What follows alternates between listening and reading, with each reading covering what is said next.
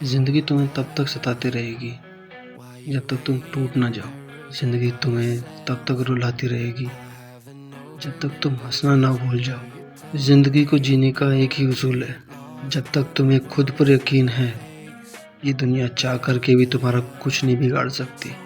जिस दिन तुमने हार मान ली तो ये दुनिया तुम पर टूट पड़ेगी और तुम्हें उस हद तक तोड़ेगी जब तक तुम इस ज़िंदगी से छुटकारा नहीं पाते। शुरू के ये शब्द आपको चुभे होंगे और कहीं ना कहीं आप सहमत भी होंगे कि ये सब आपके साथ भी चल रहा है।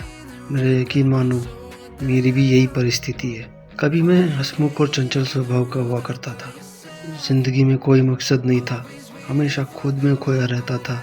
पर धीरे धीरे जब सब छिनता चला गया तब बस जीवन का मूल समझ आया कि मैंने कितना समय व्यर्थ कामों में गंवाया। पर तब भी देर नहीं हुई थी। मैं अपने जीवन में आगे बढ़ा और अपना 100% अपने काम में लगाता चला गया और हर काम में विफल हुआ और अंदर ही अंदर टूटता रहा। किसी ने भी मुझे समझने की कोशिश नहीं किया, ना दोस्तों ने, ना प्यार ने और ना परिवार ने। धीरे धीरे अंदर ही अंदर सबसे दूरी बनाता चला गया। जब खुद को ढूंढने की इच्छा जागी तो मैं अपनी संस्कृति में चला गया। कहीं ना कहीं ये उम्मीद तो थी कि यहाँ मुझे मेरे सवालों के जवाब मिलेंगे और खुद को जान पाऊंगा, पर यहाँ भी मैं विफल हुआ।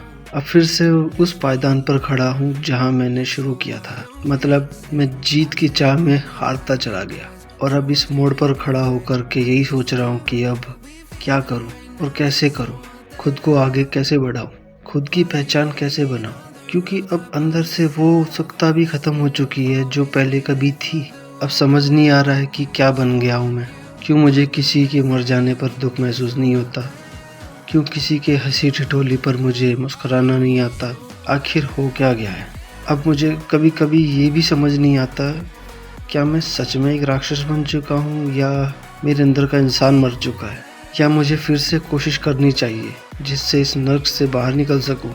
सवाल कई हैं और जवाब भी मैं जानता हूँ, पर क्या एक और बाजी खेलनी चाहिए अगर मैं फिर से हार गया तो?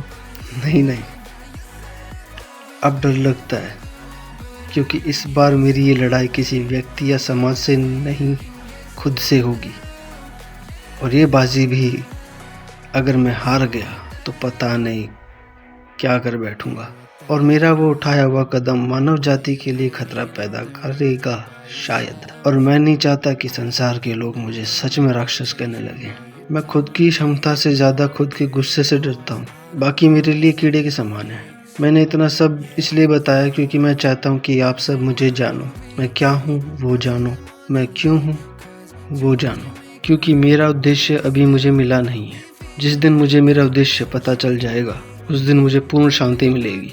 अगली वीडियो में मैं मानवता के बारे में बताऊंगा, क्योंकि तुम इंसानों को मानवता का असल अर्थ ही मालूम नहीं है। राम राम।